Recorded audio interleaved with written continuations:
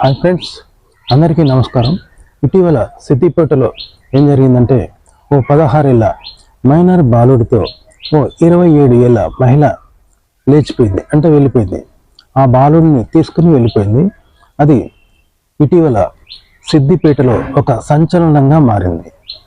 సమాజం మానవత్వ విలువలను మర్చిపోతూ ఇలా వావి వరుసలు లేకుండా ఎంత నీచానికి దిగజారుతున్నారో ఈ ఉదంతం మనకు తెలియచేస్తూ ఉంది. సోలంకి అనే ఒక మహిళ తన భర్త 2 పిల్లలతో కలిసి సిద్దిపేటలోని హనుమాన్ నగర్లో నివాసం ఉంటుంది. 3 ఏళ్లుగా అద్దెకు ఉంటూ ఆ ఇంటి యజమాని కుమారుడు అయిన ఒక 16 ఏళ్ల బాలుడిపై మనసు పారేసుకుంది.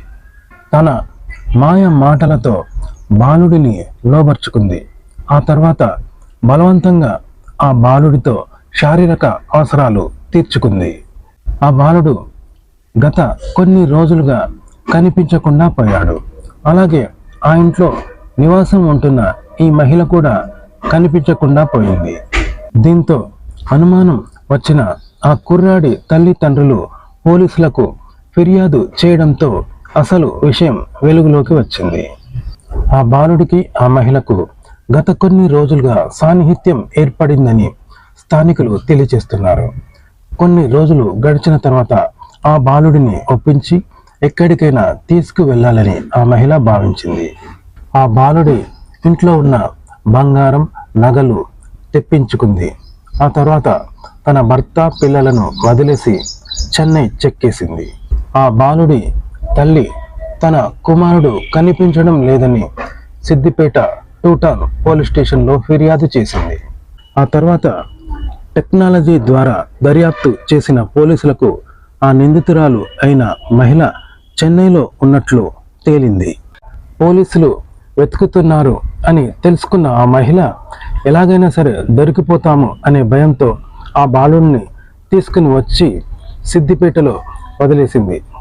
దీంతో ఆ బాలుడిని విచారణ చేపట్టడంతో అసలు విషయం వెలుగులోకి వచ్చింది. దీంతో ఆ బాలుడిని పోలీసులు విచారణ చేపట్టడంతో అసలు వ్యవహారం బయటపడింది. ఆ బాలుడిని చెన్నై తీసుకువెళ్ళిన ఆ మహిళ అక్కడ ఒక గది అద్దెకు తీసుకొని ఆ బాలుడిని అక్కడే ఉంచింది.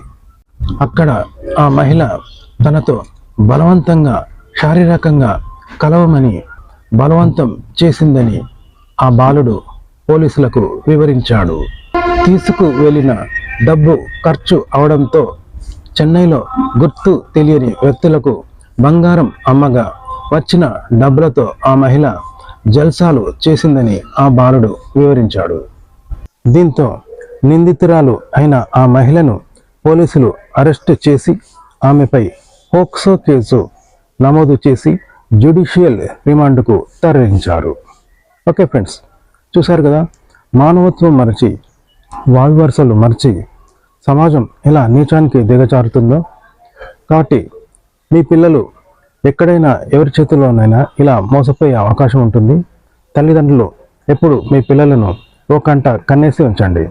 ఫ్రెండ్స్, ఈ వీడియో నచ్చితే లైక్ చేయండి, కామెంట్ చేయండి. మా ఛానల్ని సబ్స్క్రైబ్ చేసుకోవడం మర్చిపోకండి. సెలవు, నమస్కారం.